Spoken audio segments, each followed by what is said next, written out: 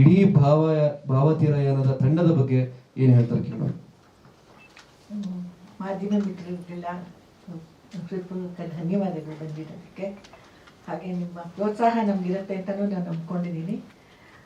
ಚಿತ್ರ ತಂಡದ ಬಗ್ಗೆ ಹೇಳಬೇಕು ಅಂತಂದರೆ, ಮೊದಲನೇದಾಗಿ ನಮ್ಮ ತೇಜಸ್ ಆ್ಯಂಡ್ ಮಯೂರ್ ತುಂಬ ಜಾಣರು, ಆಮೇಲೆ ತುಂಬ ಒಳ್ಳೆ ಹೋಮ್ವರ್ಕ್ ಮಾಡ್ಕೊಂಡಿದ್ದಾರೆ.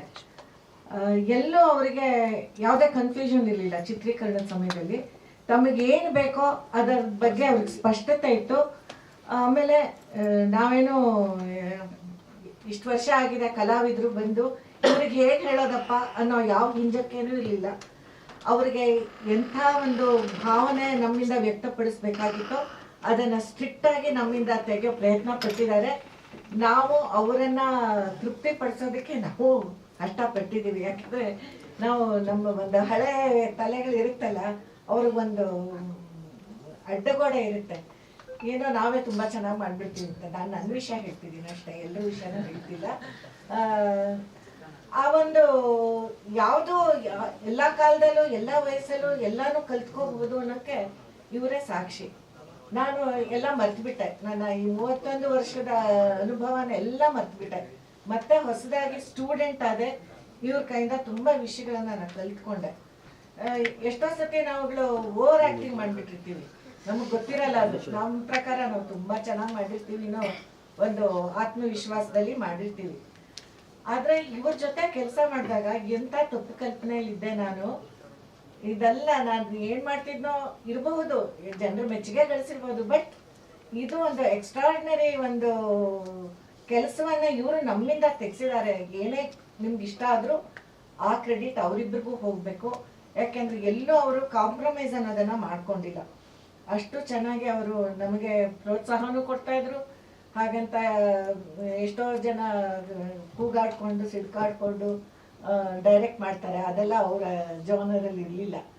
ತುಂಬ ಸಮಾಧಾನವಾಗಿ ನಮಗೆ ನಮ್ಮ ವಯಸ್ಸಿಗೆ ಯಾವುದೇ ರೀತಿಯ ನಮ್ಮ ಈಗೋ ಅರ್ಥ ಆಗದೆ ಇರೋ ಹಾಗೆ ತುಂಬ ನಾಜೂಕಾಗಿ ನಮ್ಮ ಹತ್ರ ಕೆಲಸ ತೆಗೆಸಿದ್ದಾರೆ.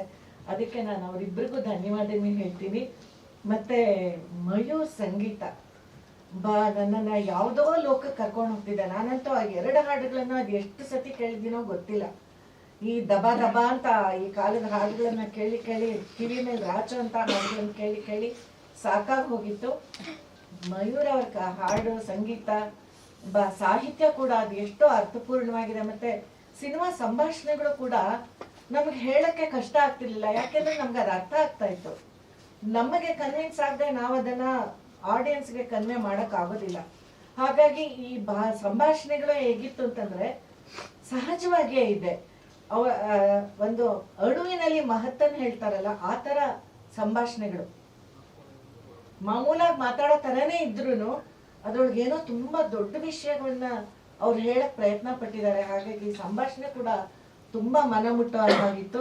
ಇದೆಲ್ಲ ಬರೀ ನಾನು ನನ್ನ ಮತ್ತು ರಮೇಶ್ ಭಟ್ ಅವರ ಸಂಭಾಷಣೆಗಳ ಬಗ್ಗೆ ಹೇಳ್ತಾ ಇದ್ದೀನಿ. ಮತ್ತು ಚಂದನ ಜೊತೆ ಇಲ್ಲ ಇದೆಯಲ್ಲ, ನಮ್ಮ 3 ಜನದ ಬಗ್ಗೆ ನಾನು ಮಾಡಿದ್ದ ಸೀನ್ಸಲ್ಲಿ ನಾವು 3 ಜನ ಇದ್ದಿದ್ದು, ಅದ್ರ ಬಗ್ಗೆ ನನಗೆ ಗೊತ್ತಿರೋ ಹೇಳ್ತಾ ಇದ್ದೀನಿ. ಒಟ್ಟಾರೆ ನಮಗೆ ಎಲ್ಲ ತಂಡದವರು ಕೂಡ ಅಷ್ಟೇ ತುಂಬ ಚೆನ್ನಾಗಿ ನೋಡಿಕೊಂಡ್ರು. ಪ್ರತಿಯೊಂದು ವಿಷಯಕ್ಕೂ ಗಮನ ಕೊಟ್ಟು ನಮ್ಮನ್ನು ಚೆನ್ನಾಗಿ ನೋಡಿಕೊಂಡ್ರು. ಒಂದು ಮನೇಲಿ ಒಬ್ಬ ತಾಯಿನ ಹೇಗೆ ನೋಡ್ಕೋತಾರೋ ಆ ಥರ ನೋಡಿಕೊಂಡ್ರು. ಆಮೇಲೆ ಈಗಿನ ಕಾಲದ ತಾಯಿನ ಮಕ್ಕಳು ನೋಡ್ಕೊಳ್ಳೋ ಥರ ಅಂತ ಅಂದ್ಕೋಬೇಡಿ. ಒಟ್ಟಲ್ಲಿ ನಿಜವಾಗ್ಲೇ ಒಂದು ಮಗ ಅಥವಾ ಮಕ್ಕಳು ತಾಯಿನ ನೋಡ್ಕೋತಾರಲ್ಲ ಆ ಥರ ನೋಡ್ಕೊಂಡಿದ್ದಾರೆ. ನಂಗೆ ತುಂಬ ಸಮಾಧಾನ ಇದೆ. ಮತ್ತು ಈ ಒಂದು ಒಳ್ಳೆ ಚಿತ್ರನ ನೀವೆಲ್ಲರೂ ಪ್ರೋತ್ಸಾಹಿಸಬೇಕು. ಇದ್ರ ಬಗ್ಗೆ ಒಳ್ಳೊಳ್ಳೆ ವಿಮರ್ಶೆ ಕೊಡಬೇಕು. ಅಂದರೆ ಅದನ್ನು ಏನು ಇಲ್ಲದೆ ಇರೋದನ್ನು ಹೇಳಿ ಅಂತ ಹೇಳ್ತಿಲ್ಲ, ಅಲ್ಲಿ ಏನು ಕಂಡಿದ್ದನ್ನು ಅದನ್ನು ಪ್ರಾಮಾಣಿಕವಾಗಿ ಹೇಳಿ ಅಂತ ಕೇಳ್ಕೊತೀನಿ. ಇನ್ನೊಂದು ವಿಷಯ ಇಲ್ಲಿ ಏನಾಗುತ್ತೆ ಅಂದರೆ, ಈಗಾಗಲೇ ಸೂಪರ್ ಸ್ಟಾರ್ ಅಂತ ಹೆಸರು ಮಾಡಿರೋರಿಗೆ ಪೇಪರ್ನಲ್ಲಿ ಏನು ಬಂದರೂ ಅವ್ರಿಗೇನು ಅದರಿಂದ ಯಾವ ವ್ಯತ್ಯಾಸ ಉಂಟಾಗಲ್ಲ. ಯಾಕೆಂದರೆ ಅವ್ರಿಗೆ ಅವ್ರದ್ದೇ ಒಂದು ಅಭಿಮಾನಿಗಳ ಒಂದು ಕೂಟ ಇರುತ್ತೆ. ಅವ್ರು ಹೇಗಾದರೂ ಮಾಡಿ ಸಿನಿಮಾನ ಗೆಲ್ಲಿಸ್ಬಿಡ್ತಾರೆ. ಆದರೆ ನಮ್ಮಂಥ ಹೊಸಬ್ರು, ನನ್ನನ್ನು ನಾವು ಹೊಸಬ್ರು ಅಂತಲೇ ಕರ್ಕೊಳ್ಳೋದು, ಈ ಹೊಸ ತಂಡ ಏನೇ ಕೆಲಸ ಮಾಡಿದ್ರು ಅದರೊಳಗೆ ತಪ್ಪು ಕಂಡು ಹಿಡಿಯೋಕ್ಕೆ ನೋಡ್ತಾರೆ. ತಪ್ಪು ಹೇಳಬಹುದು, ಇಲ್ಲ ಅಂತಲ್ಲ, ಆದರೆ ಅದೇ ಮುಖ್ಯ ಆಗಬಾರ್ದು. ಒಳ್ಳೆ ಪಾಸಿಟಿವ್ ಪಾಯಿಂಟ್ಸನ್ನು ಅದಕ್ಕೆ ಜಾಸ್ತಿ ಪ್ರಾಮುಖ್ಯತೆ ಕೊಟ್ಟು ಹೇಳಿದರೆ ತುಂಬ ಉಪಕಾರ ಆಗುತ್ತೆ. ಯಾಕೆಂದ್ರೆ ಇವರು ಹೊಸದಾಗಿ ಅಭಿಮಾನಿ ತಂಡಗಳನ್ನ ಇವ್ರಿಗೂ ಬೆಳಿಬೇಕಾಗತ್ತೆ. ಸೊ ಇದಕ್ಕೆಲ್ಲ ನಿಮ್ಮ ಕೃಪೆ, ನಿಮ್ಮ ಪ್ರೋತ್ಸಾಹ ಬೇಕು. ದಯವಿಟ್ಟು ಎಲ್ಲರೂ ಪ್ರೋತ್ಸಾಹಿಸಿ. ಧನ್ಯವಾದಗಳು. ಧನ್ಯವಾದಗಳು. ಈಗ ನಮ್ಮ ಚಿತ್ರದಲ್ಲಿ ಮುಖ್ಯ ಭೂಮಿ